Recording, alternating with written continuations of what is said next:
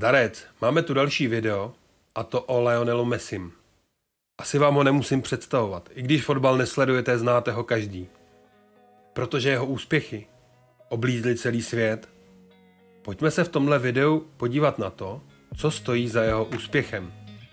A pokud chcete tyhle principy používat i pro svůj život, dejte odběr tohohle kanálu a dělejte krok po kroku to, co vám budu říkat. Protože nejdůležitější na seberozvoji a na tom, abyste dokázali to, co chcete a dostali se z místa, kde jste, tam, kde chcete být, je vytrvalost a dělat věci pravidelně.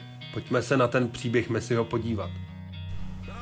Babička a záměr. Ve druhém poločase fotbalového utkání žáků vbíhá na trávník malý chlapec. Je opravdu malý. Každý ze spoluhráčů i soupeřů je alespoň o hlavu vyšší. Když se kolem něho poprvé kutálí míč, jen ho bezradně sleduje. Proč ho tam trenér vůbec posílal, ptají se někteří z diváků. V tom se k němu kulatý nesmysl přiblížil podruhé. Klučina si jej na vteřinu zastaví, rozhlédne se a rozbíhá.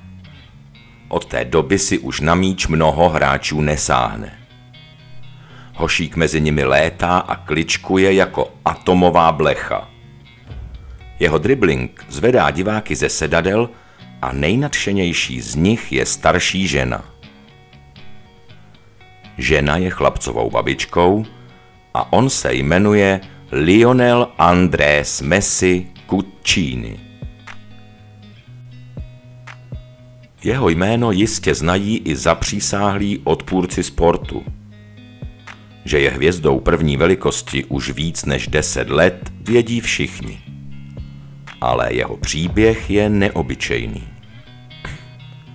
Takových talentů běhá po hřištích a plážích v Latinské Americe mnoho. Málo který se ale stane velkým fotbalistou.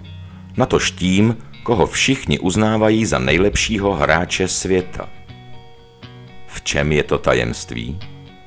Co nebo kdo za to může? Babička. Ano, byla to právě ona babička z Hlediště, která malého lvíčka dovedla k trenérovi klubu Rosario a přiměla ho, aby dal vnukovi šanci bez ohledu na malou postavu, která je druhým klíčovým bodem v Messiho příběhu. Když babička zemřela, klučíkovi scházela její láska a neomezená podpora.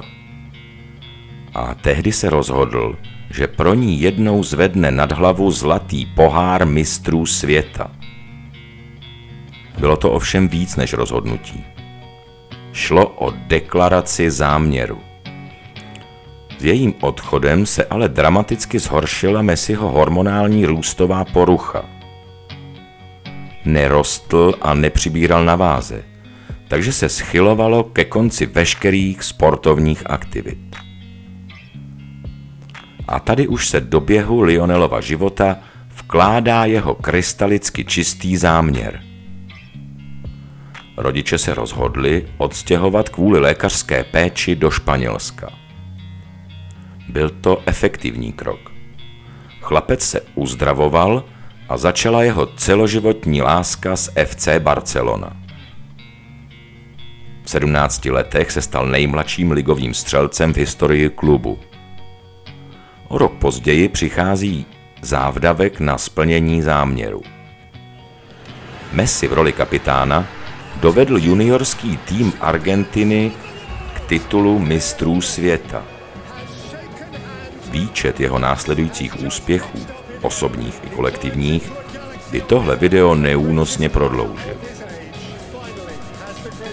Jsme v roce 2022. Lionel Messi, kapitán modrobílých, zvedá nad hlavu zlatý pohár pro mistry světa. Víte, na koho myslí, když se dívá vzhůru k obloze?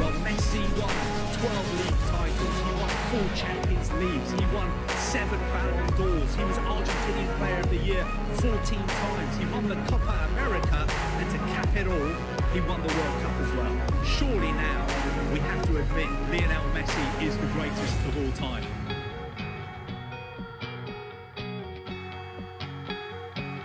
Rozdíl mezi úspěšnýma lidma a lidma, který nikdy nic nedokážou, je ten, že úspěšní lidi mají pevný záměr, za kterým si celý život jdou. Není nikdy pozdě začít. Začněte teď hned. Neudělejte z tohohle videa jenom pouze informační, motivační video, ale udělejte z toho video, který vás nakopne. Pod tímhletím videem jsou linky na další cvičení. Určitě si jasný záměr, jděte za tím a dělejte krok po kroku to, co vám budu říkat. Teď to máte ve svých rukou, já vám věřím, udělejte to, ale musíte něco udělat. Udělejte ty cvičení, teď hned, mějte se krásně a u dalšího videa se těším. Ahoj! Dejte prosím odběr tohoto kanálu, protože jednotlivá témata týkající se seberozvoje, meditací, afirmací, dechových cvičení nebo zdravého jídla budeme probírat zde.